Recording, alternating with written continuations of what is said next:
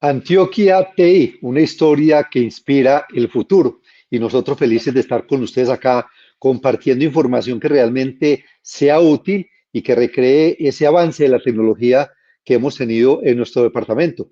Recordemos que este programa Antioquia TI, una historia que inspira el futuro, cuenta con el apoyo de marcas e instituciones como la Cámara de Comercio de Medellín para Antioquia, el Clúster de Negocios Digitales, Global MBM, Intersoftware, Negocios en tu Mundo, Pragma y la Universidad EAFI, todos unidos para hacer posible este programa, esta serie en la cual ustedes pueden disfrutar ya varias decenas de historias de nuestro departamento. Y hoy me da mucho gusto saludar a Ricardo Villegas. Él es un empresario del sector de la tecnología. Hay que aclarar aquí con el saludo que Ricardo no es ingeniero, pero yo creo que casi todos los que lo conocemos creeríamos que sí, porque lleva bastante tiempo. Ricardo, bienvenido y bueno, cuéntanos cómo fue esa llegada al mundo tecnológico por tu parte. Bueno, Juan Carlos, muy buenos días o tardes seguramente para otras personas o noches. Muy contento de estar nuevamente con ustedes y sabes que me encanta estar hablando sobre todos estos temas. Bueno, como dijiste, yo no soy ingeniero de sistemas. Sí soy ingeniero industrial, pero no soy de sistemas. Toda la vida me gustó el tema de la tecnología. Y hace muchos años, cuando estaba en la universidad, yo tomaba todas las materias optativas que tuvieran que ver con tecnología y después cuando ya regresé al país, porque yo lo estudié en Estados Unidos, yo asistía a todos los eventos que podía, las conferencias que pudiera sobre tecnología y ya después en una de las empresas donde empecé trabajando tuve la oportunidad de implementar o instalamos pues un computador y implementaron un sistema de inventarios y de facturación y ventas y siempre seguí por ahí, por ese camino, muy ligado a mucha empresa, a la gente de tecnología, a las instituciones, a las universidades, y todavía sigo. Yo no soy capaz de dejar de trabajar y todavía sigo. Ricardo, aquí nos encanta recordar, además puedes mencionar marcas porque es bueno saber cuáles fueron esas empresas en las que estuviste en el comienzo de esa vida tecnológica. Bueno, no tan vinculado o trabajando directamente en tecnología, la empresa que mencioné donde compramos un computador Borrows de los primeros pequeños que salieron era Motomarina, pero ya es una empresa que no existe. Pero después, yo en la vida, pues ya metido en tecnología, yo empecé en Al Cuadrado. Y después cuando al cuadrado y Darío Solórzano, que me imagino, no, sí, él ha estado ya aquí en este programa, fundaron a Intergrupo. Yo pasé a Intergrupo y estuve muchos años en Intergrupo, después seguí vinculado a otra empresa muy directamente con el tema de comercialización de software de Microsoft. Me fue gustando mucho el tema del licenciamiento de Microsoft. En eso trabajé y me especialicé y apoyé muchas empresas, dicté, no sé, por ahí 100, 150 conferencias. El mismo Microsoft me llamaba para entrenar a la gente de su call center, entrenar gente que entraba a otros partners, entrenarlos en el tema del licenciamiento. Y finalmente yo me independicé, monté mi propia empresa, Info, eh, que yo creo que Juan Carlos recuerda de dónde salió ese nombre y si quiere ahora hablamos de eso. Enseguida lo vamos a hablar porque ese merece capítulo aparte. Bueno, y cuando antesito de empezar la pandemia, yo había tomado la determinación de retirarme. Estoy pensionado y quería jubilarme, pensaba, más por presión de la familia, pensaba retirarme. Y llegó la pandemia, nos encerró, me vine a vivir a lo que era la finca de Fin de Semana, estoy viviendo en Llano Grande, y mi hermano Álvaro Villegas, que fundó la empresa Asiste Crédito hace 29 años, me dijo, usted no va a dejar de trabajar, usted se va a venir para acá y me va a ayudar con todos los temas de tecnología. Pues eso fue hace 5 años y ahora estoy pues muy involucrado en muchos temas, especialmente los de tecnología en Asiste Crédito. Eh, me encanta lo que estoy haciendo, no sería capaz de dejar de trabajar, trato de mantener muy actualizado y me encanta hablar también de la historia, pues todo este recorrido que yo digo que hemos vivido y estamos viviendo una época en la historia de la humanidad sin igual, porque nos ha tocado en muy poco tiempo ver una cantidad de desarrollos tecnológicos que nunca se habían visto. Bueno, pero mientras tanto nos vamos a volver al siglo pasado cuando empiezas con el tema tecnológico.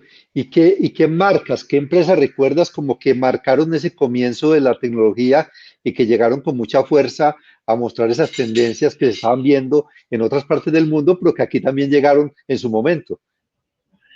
Juan Carlos, mira, yo creo que en la historia, especialmente de Antioquia y a nivel nacional, se destacaron muchas empresas locales, muchas empresas antioqueñas.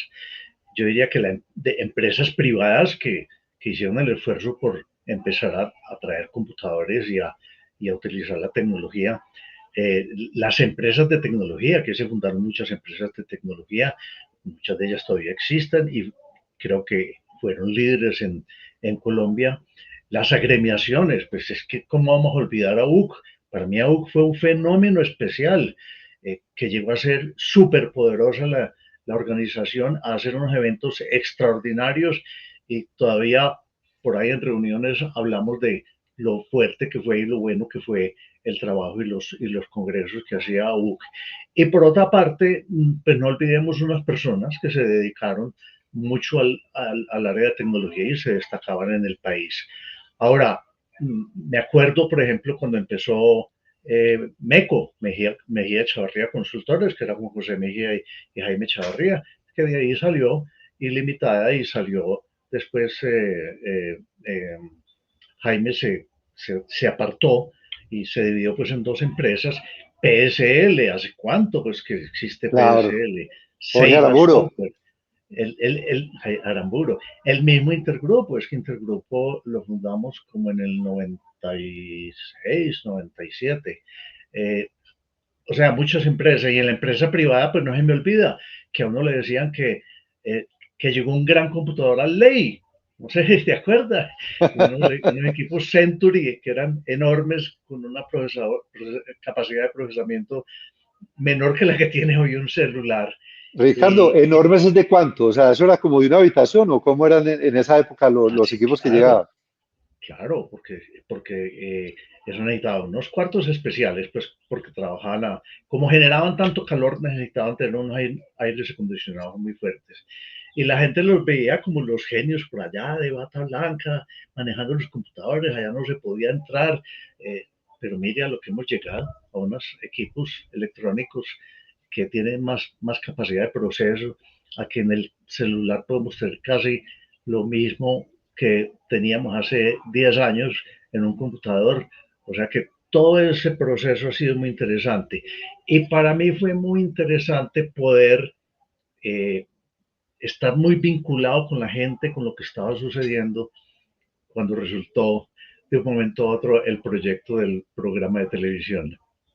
Claro, yo creo que ese es el momento en que recordemos eso porque de verdad que fue memorable. O sea, yo todavía tengo en mi mente mucho ese programa Info que se transmitió por Teleantioquia. Tú ahora nos vas a contar cuánto tiempo y que fue el primero que nos conectó muchísimos con el tema tecnológico porque lo hacías ver fácil, ibas contando lo que estaba pasando en otras partes del mundo, haciendo lo posible al alcance de los antioqueños cuando no existían los otros canales, porque pues hoy en día hay una oferta grandísima, pero en esa época pues era nuestra televisión local y los dos canales nacionales.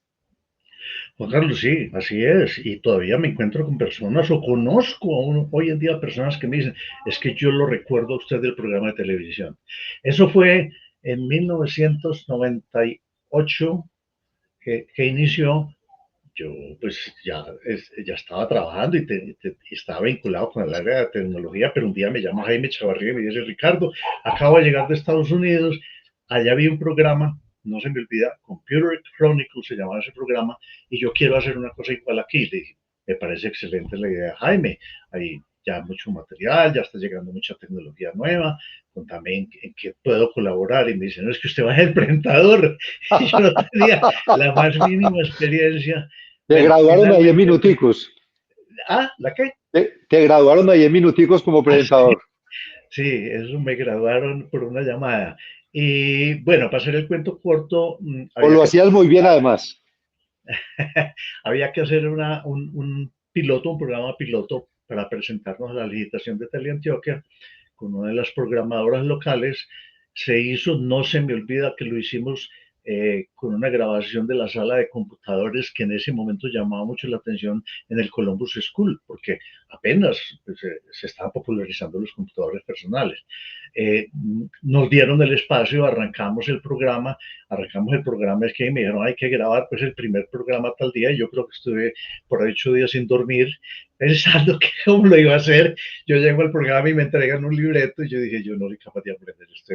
A mí déjenme improvisar, pero yo no soy capaz de seguir un libreto.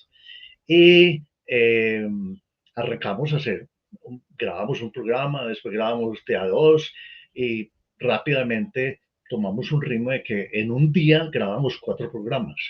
Yo llegaba al estudio 8 de la mañana y a veces salía a 8 de la noche, 10 de la noche, pero teníamos 4 programas y en cada programa siempre había pues un invitado con un tema especial. Y finalmente se hicieron 124 programas Ah, semanales de media hora, algo que hoy es imposible. Eso era en lo que se llama prime time, eso era un jueves a las 8:30 de la noche. Mucha gente me conoció por eso. Yo conocí mucha gente llevando invitados y yo disfruté muchísimo haber hecho ese programa.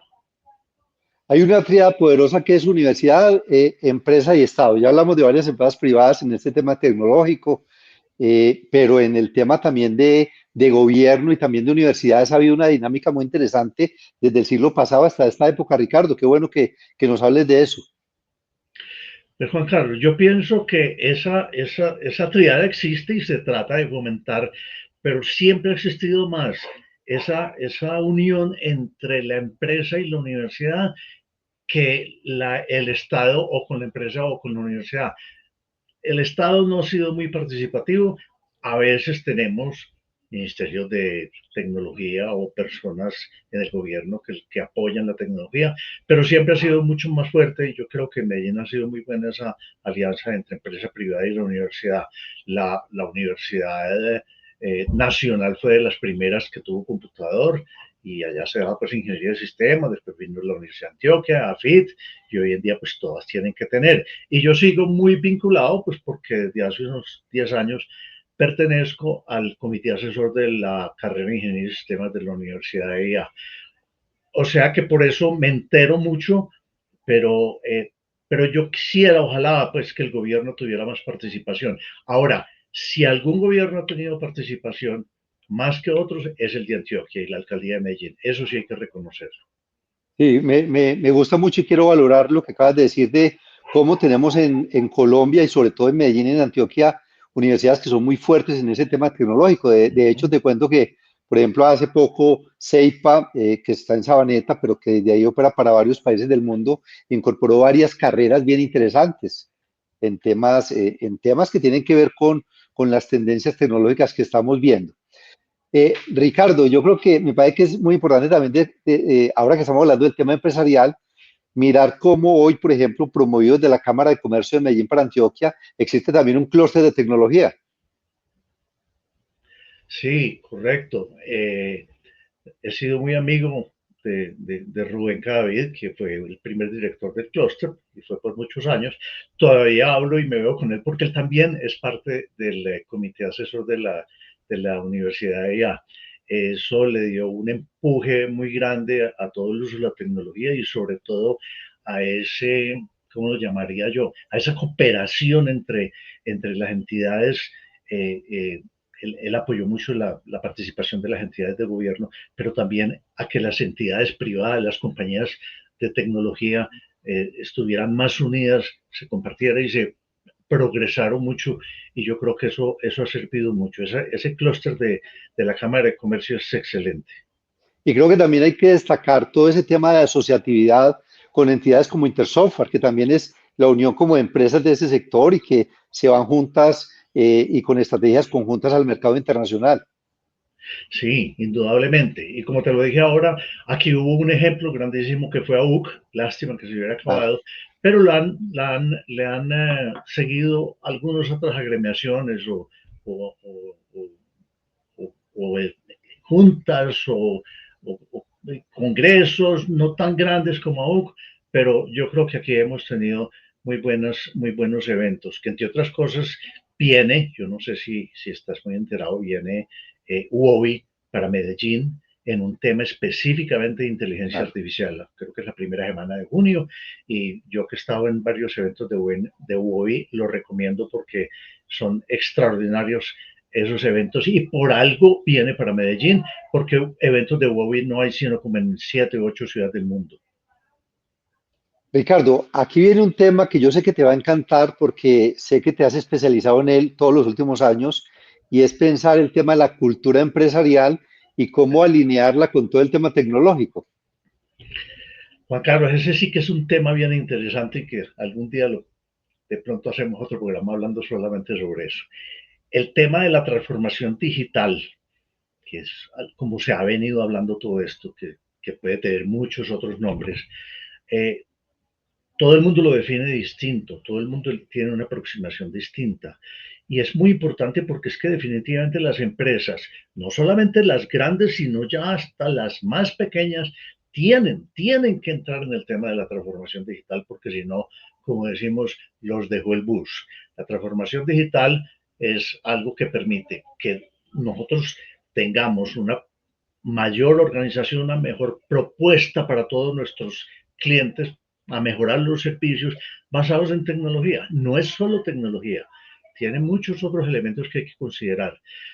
A mí este tema me interesó mucho desde hace 5 años, cuando entré a apoyar a mi hermano en Siste Crédito, porque allá existe una cultura muy especial, pero queríamos reforzar todo esto de la transformación digital y creo que hoy estamos bastante adelante. Empecé a leer, empecé a asistir a conferencias, estuve en un curso muy interesante de SIC, un curso virtual, pero que terminamos con una semana de conferencias en España y he seguido leyendo y yo me formé mi propia teoría, diría yo, de qué es la transformación y cómo se debe manejar la transformación digital para que las empresas la absorban organizadamente, como debe ser, y no como empresas que piensan que la transformación digital es coger ese archivo de cartas y de papeles que tienen guardados por allá en un rincón y escanearlos y que ya están digitales. Es que no es estar digital.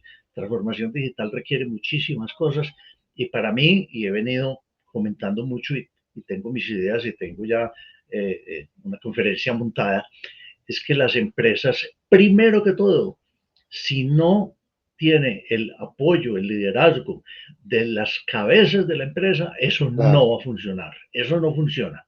Y es la empresa primero la que tiene que decidir qué es lo que quiere hacer, qué parte o qué elementos o qué orientación de su cultura va a definir para poder hacer una transformación digital.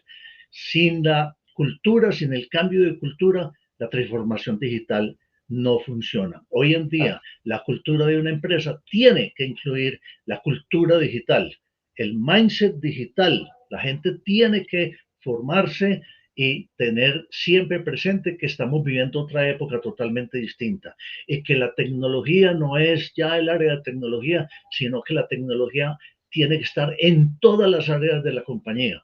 Si no, eso no funciona. Entonces yo pienso, la empresa tiene que definir qué quiero en mi cultura para que me facilite la transformación digital. Entonces yo y tengo una lista que hoy en día tiene 34 elementos o 34 posibilidades de especialización de la empresa y tiene 44 o 42 hoy en día eh, elementos, pilares ya del que debe tener la persona. Claro. Algunos son unas habilidades blandas, otros las tengo que enseñar para que las personas puedan tener esa cultura que facilite otros temas de la empresa, pero especialmente la transformación digital. Esa lista, porque digo yo que tiene 34 y 43 o 44, esa lista cambia. La Claro. tecnología cambia, los intereses de las empresas cambian. Puede que unos apliquen en unas empresas y en otras no. Entonces yo tengo unas listas donde están todos los elementos. Lo primero que la empresa tiene que definir es qué es lo que quiere hacer. Si ellos quieren ser una empresa con inclusión, si quieren tener fuerte la gestión de cultura, si quieren tener el agilismo, si quieren tener calidad de vida para los empleados si quieren tener muy fuerte la capacitación y cerrar esa brecha tecnológica. Ahí hay 34 elementos para que escojan. Nosotros, por ejemplo, en Sistecrédito para este año, que no es el primero, escogimos otros 8 y le vamos a hacer énfasis a los 8 sin olvidar los demás. Y después yo veo una lista de valores, de elementos para las personas y yo tengo que hacer una evaluación de mis empleados, cómo están en todos esos valores, que tengo que inculcar, que tengo que enseñar, y si yo no logro inculcar esos valores en las personas, la orientación hacia la transformación digital que tenga la empresa no va a funcionar. Y eso Claro. tiene que ser con el apoyo de las directivas y tiene que ser transversal, porque si no, nos deja el bus. Esta semana que estábamos en Sistecrédito en un día que se llama CITEC y estaba hablando Juan Esteban Villegas, que es el presidente para Medellín de Juan SIG, Esteban Jaramillo, te corrijo. Juan Esteban Jaramillo, y Juan Esteban mencionaba el tema de como una de las barreras a veces es como esa resistencia al cambio, y eso hay que trabajarlo, Ricardo. ¿Cómo lo analizas? Correcto. Dentro de esos valores que tengo yo en esa lista, uno de los más importantes es la resistencia al cambio. ¿Qué ha facilitado esto? Que a medida que pasa el tiempo, las personas que llegan, los más jóvenes que van llegando a las empresas, son menos resistentes al cambio por la tecnología. Porque nacen ya con el chip por allá con el celular, con el juego, ya están más adaptados a la tecnología. O sea que ha sido muy importante vencer esa resistencia al cambio, pero afortunadamente cada vez va a ser más fácil. Ricardo, yo creo que la parte final es como la prospectiva, porque bueno, decimos Antioquia TI y hablamos de la historia, pero también es cómo es esa visual tuya hacia adelante, cómo estás viendo el departamento y en qué áreas deberíamos como trabajar y enfatizar. Mira, yo el tema de la tecnología pienso que se ha desarrollado muchísimo y que tiene un futuro seguramente igual o más grande, porque eso no tiene límites, porque la tecnología está entrando a todos los ambientes, a todos los medios, a todos los ámbitos, a todas las áreas de la empresa. O sea que todavía hay mucho por hacer.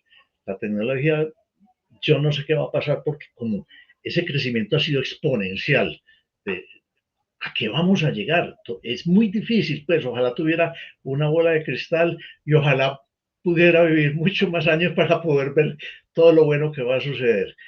Las empresas, pues como ya lo dijimos, se tienen que adaptar, tienen que hacer ese programa de transformación digital, de tener a la gente pensando con ese mindset de que yo tengo que trabajar digital, de que yo tengo que aprovechar la tecnología, porque si no, la empresa va a fracasar. Ahora, el apoyo de las universidades será grandísimo. Y afortunadamente ya en todas las carreras se está dando cada vez más información y cursos hasta los médicos, a los abogados, ya en la universidad les dan temas de tecnología, o sea que eso es bueno. Eh, la, la, Todas las empresas también deben capacitar muchísimo a su gente. Si no la capacitan, no van a poder absorber y de nuevo se van a quedar atrás.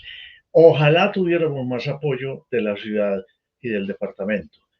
Aquí, afortunadamente, en Medellín y en Antioquia tenemos un buen apoyo. En otros departamentos sé que no es Claro. mucho, si es que lo hay, si se preocupan por eso. Entonces, ojalá nosotros si queremos para adelante y Antioquia seguirá siendo líder. Y yo sé que el Valle también tiene buenas iniciativas y hay muy buenas universidades en Bogotá, pero el resto del país me preocupa que cada día, en vez de cerrarse esa brecha, esa diferencia entre las zonas más apartadas y las zonas con menores recursos, antes se vaya ampliando más. Eso sí me preocupa. Y ahí tenemos un reto bien grande. Ricardo, muchísimas gracias por acompañarnos en Antioquia TI. Oh, con mucho gusto, Juan Carlos. Es que nos encanta hablar de esto y cualquier otro día volvemos a conversar. Bueno, muy bien, hasta aquí hemos llegado con este capítulo de Antioquia TI, una historia que inspira el futuro. Recuerden que hay grandes marcas e instituciones apoyando esta iniciativa, como la Cámara de Comercio de Medellín para Antioquia, también con su clúster de negocios digitales, Global MBM, Intersoftware, Negocios en tu Mundo, Pragma y la Universidad EAFIT. Nos vemos en el próximo capítulo.